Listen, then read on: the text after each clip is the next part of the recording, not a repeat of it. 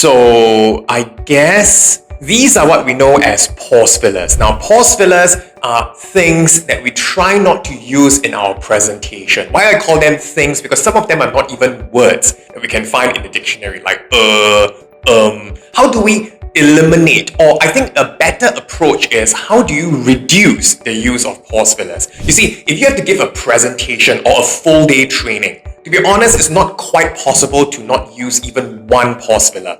Therefore, the idea, even for professional speakers, would be not to try and go for a zero-sum game. That means to go for zero pause fillers. Instead, what we would do is that we would try and go for perhaps 2 to 3 pause fillers per minute. If you're able to hit that sweet spot, that means if you have to give a presentation for 30 minutes, 2 to 3 pause fillers per minute, you do the multiplication, that's about 60 to 90 pause fillers. That is still good enough. But if in a 1-minute presentation, all the time you go with, ladies and gentlemen, today I want to share with you, ladies and gentlemen, it's very important, you keep using that, then that becomes the source of distraction. Pause fillers, try and reduce the usage of pause fillers to that sweet spot, 2 to 3 pause fillers per minute.